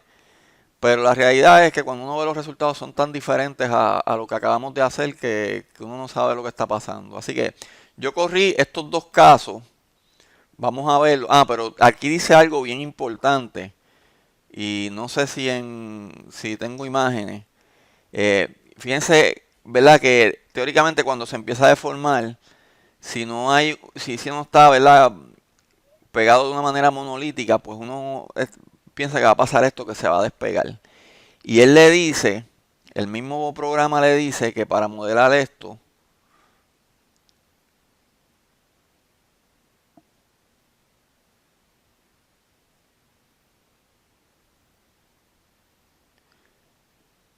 le está diciendo que no hay rigidez horizontal ni vertical en estos modelos, porque lo que interesa es que trabajen como elemento de celcha básicamente o en cortante puro. Así que tampoco va a haber out of plane, resistencia en out of plane, que si nuestra pared no tiene problemas out of plane, pues no hay problema anyway. Eh, ¿Verdad? Si es reforzada. Y básicamente nos dice que los elementos no deben estar mesh. Así que yo traté de hacer eso con elementos discretizados, pero no pude. Por lo menos no estoy diciendo que no se puede, estoy diciendo que yo no pude, ¿verdad? Déjenme buscar uno. Voy a buscar el de Chial. Es exactamente el mismo modelo, pero fíjense que le añadí dos elementos de área y le borré el otro. Y si vamos a los elementos de área, son iguales. Este es el de Chial, pues si ven, yo sé que no se ve, ¿verdad? No le voy a dar zoom, pero es una membrana. Los puntos de integración siempre son uno porque estoy usando membrana. No es que son uno. Ella usa 4 puntos de integración, pero solamente en el centro de la sección. Si ponemos más, que a veces cuando son shell, pues queremos usar dos, por lo menos. Y más si es un shell bastante grueso. Y obviamente va a tardar mucho más. Pues sí, pero entiendan eso, ¿verdad? Que en este caso es una membrana, así que estamos mudando. Como podríamos poner dos, yo lo chequeé y da lo mismo, ¿verdad? Pero este caso, ¿verdad? Fíjense que lo único no lineal es el cortante. Por lo tanto, de 6 pulgadas, por lo tanto, estoy modelando un panel que trabaja en cortante, que es la primera recomendación que nos da la C4113.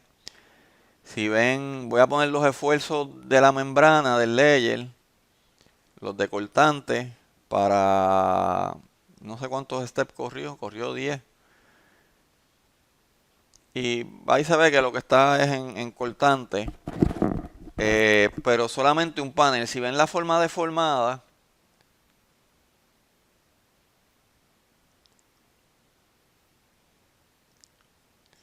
ahí se ve que sí, que no conecta.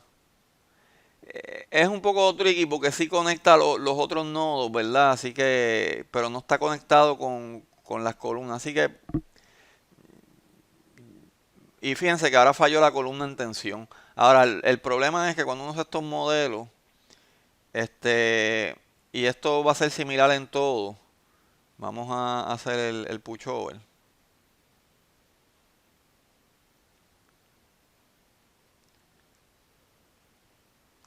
Y se fijan, yo solamente corrí un desplazamiento de 0.5 y en realidad llegó como un desplazamiento de ahí casi 0.2. Pero miren el cortante, como 370. O sea que el cortante queda mucho mayor. Y uno pensaría, bueno, pues las paredes no están actuando no lineal, pero créanme, yo les quité, los dejé lineal y entonces sube a 500. O sea que ella está considerando las propiedades no lineales en cortante de la pared. Así queda bien diferente en desplazamiento y bien diferente en la capacidad que le aumenta en términos de fuerza, le aumenta muchísimo. Lo cual es detrimental para el pórtico, ¿verdad? Porque lo que vimos es que entonces falló la columna en tensión. Así que teóricamente este pórtico falló hace rato. Lo vimos en la curva, ¿verdad? Llegó a 400 y pico y después empezó la caída. Yo lo hice con el otro modelo. Déjenme buscar el Infill Panel Truss. O sea que la diferencia... Ah, perdonen, este es tiene que ser el Shell Panel Truss. Déjenme... Vamos a buscarlo, bueno. No sé. He grabado tantas opciones. Shell Truss. Pues, ¿verdad? Con la otra recomendación del AC4113, donde ponemos dos membranas para que las dos trabajen en compresión en las dos direcciones opuestas. Claro, en realidad yo solamente tengo que modelar una porque yo le voy a hacer un análisis estático en una sola dirección. Así que la otra no va a trabajar. Y la razón por la que no va a trabajar es porque el no lineal de hormigón y el hormigón no tiene modelado o tiene modelado bien poquita capacidad en tensión. Así que acuérdense, no como el hinge que yo definí, que si yo no lo ajusto para que funcione como un gap element o algo, me va a trabajar en tensión y eso es un error teóricamente que tenemos. Fíjense, si yo miro los section properties, pues se parecen a los que vimos ahora mismo de las zonas de panel. Lo único que ahora tengo 2 a 35.8 y a menos 35.8 porque ese es el ángulo de inclinación que habíamos calculado de los paneles. Y yo los corrí a 45 también a ver si podía, porque eso me interesaba, pero la realidad es que los resultados dan bien parecidos. Quizás porque la inclinación, la diferencia de inclinación no es tanta, no sé. Eh, pero si vemos los force stresses de Shell, pues nos damos cuenta que sí, voy a poner el layer 2, que es el que es el que va a actuar en compresión, los esfuerzos principales que están a 35.8. Y ahí se ve, ¿verdad? Que cómo se comporta, que ahora se comporta como en bending, ¿verdad? Esto quizás es lo que yo esperaría de una pared normal, que está monolítica con el elemento. Otra vez yo logré, y por eso es que solamente tengo un elemento de shell, que eso es hasta cierto punto un problema. Si pongo el deform shape, pues se ve que están otra vez como independientes. Si pongo el plot function, el pushover, déjame darle el pushover por curiosidad, porque yo no sé tiene nada de pushover, pero ella me reconoce la curva de pushover. Y sí, me la está reconociendo, así que la voy a usar. Fíjense otra vez, el desplazamiento está en punto 25, parecido al otro, un poquito más. Pero miren la fuerza, 460. O sea, la fuerza en la base. O sea que da resultados bien diferentes a lo que vimos con los Ariostree, los modelos de Ariostree. Este, lo otro que yo hice para comparar estas paredes, porque siguen siendo paredes de hormigón, yo traté de discretizarla, porque si ven aquí lo que hay es un elemento. Discretizarla y jugar con... Déjenme abrir otro modelo.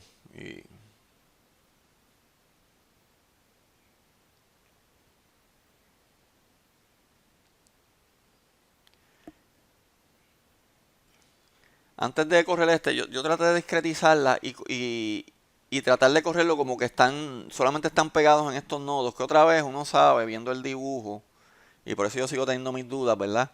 Solamente podría estar conectado en dos nodos, pero para definir el panel tengo que definir los cuatro nodos. Yo podría hacer unos inventos, pero entonces ya se está complicando demasiado el modelo y ya llega un punto en que uno dice, bueno, pues vamos a correr los de Selcha porque en realidad son más razonables. Digo, más razonable en términos de más fácil de modelar, cuáles dan correcto y cuáles no, ¿verdad? Viendo toda esta diferencia en resultados, yo en realidad no les sé decir.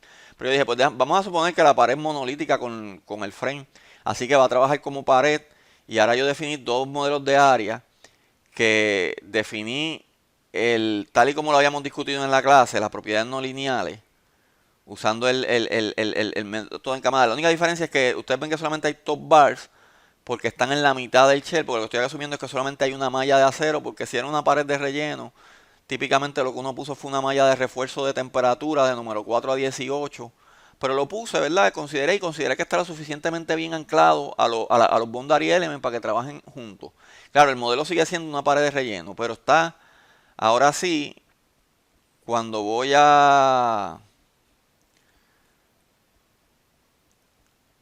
y creo que no me va a dejar verlo porque como ya lo corrí, pero cuando voy a los assigns, que voy al área, pues le doy que me, re- ¿verdad? Que coja la malla y la discretice y que haga constraint con todos los edges para que todos se deformen iguales, etcétera. Yo traté de hacer lo opuesto, de no hacer nada y como quiera si discretizo la malla, parece que se comporta junto con todo el elemento. Así que ahí tengo mis dudas, no pude para los otros casos, por eso fue que solamente usé un elemento. Pero ahora si veo los resultados, Pues ahí tienen la malla, cómo se deforma. Sigue, lo interesante es que sigue fallando este elemento en tensión. La tensión es demasiada. Pero claro, ahora esto es un Boundary Element, o sea que todo esto está tachado, que así uno puede cuestionar, ¿verdad? Si es necesario poner esto. Claro, al haberlo puesto, eso va a afectar cómo se comporta. Y si veo la curva de Pushover, pues se parece en términos de desplazamiento a las que usé mallas, ¿verdad? A las mallas de ahorita. Pero en términos de fuerza, pues da mucho más, 550, ya aquí empieza la caída. Y lo más probable que ahí fue que se formó este hinge, que si yo lo quito, entonces quizás la capacidad sigue aumentando y después es que ocurre la caída. Así que sí, los elementos de pared de infill están haciendo algo, pero la realidad es que dan resultados demasiado diferentes a los de Arioste. Sí, con una alternativa es correr, yo no me atrevo a decir todos los modelos, ¿verdad? Pero FEMA no, hace 4113 nos va a hacer correr varios casos de Arioste, asegurarnos que cumplen. La ventaja, por lo que a mí me encanta, me gusta mucho más el modelo de Sabes porque uno puede modelar el efecto de pared corta. Si uno lo quisiera modelar, no que uno lo quiere usar en la vida real, uno quiere aislarla si tiene efectos de pared corta, pero teóricamente uno podría modelarlo si uno quisiera, ¿verdad? Estudiar, hacer un research. ¿Cuál modelo en realidad es mejor? Pues como les dije, yo en realidad no tengo experiencia en esto para decirle. Este, pero lo que vi de este modelo de pared, si mi pared se comporta como un elemento finito, es que se parece bastante a los modelos de SAP donde solamente consideran la pared como un infill. Así que yo no me atrevo a decir que esos modelos están malos porque simplemente me dan mucha más capacidad. Yo lo que haría sería tener mucho cuidado cuando haga mi rehabilitación. Quizás modelar todas las opciones, como quien dice, y asegurarme que en todas los comportamientos cumple. Claro, para AC4113 lo único que tenemos que hacer son los modelos de Ariotres y si entendemos que todos los modelos, que en este caso yo entiendo que hay que analizar como tres por lo menos, cumplen, pues podemos decir que cumplen. Algo que les quiero decir, ¿verdad? Que antes de terminar, es que cuando hacen los excéntricos, por lo menos esto es mi opinión, otra vez yo no soy un experto en esto, parte de hacer los excéntricos es cotejar.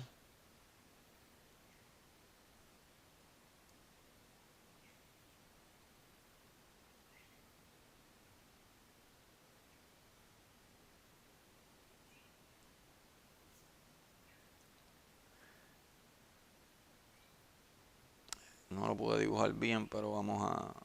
Excéntrico así, ¿verdad? Es cotejar lo que está pasando en la columna aquí. Yo creo que quizás no lo dibujé bien, ¿verdad? Pero yo creo que era así, ¿verdad? Lo podemos chequear. Yo tengo las referencias abiertas. Sí, dependiendo, ¿verdad? Está bien. Pues lo que quiero decir es cotejar y yo pondría una rótula de momento aquí y cotejaría el cortante que se genera, obviamente, porque entonces se puede generar el fenómeno de columna corta como quiera aquí, en todos esos tramos, ¿verdad?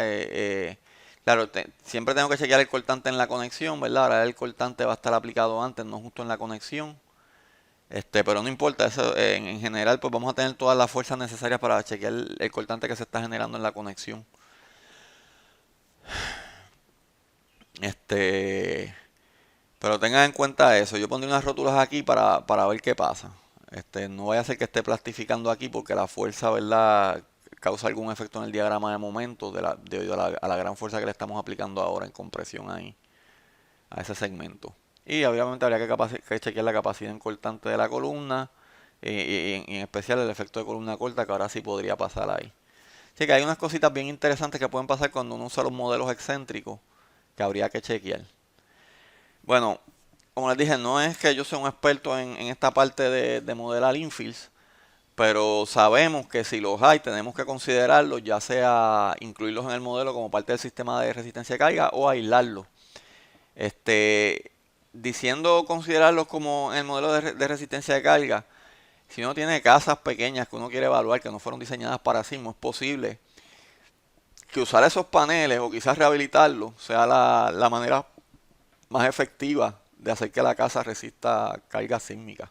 ¿Verdad? Las casas no tienen mucha masa en el techo, ¿verdad? Si son de un piso.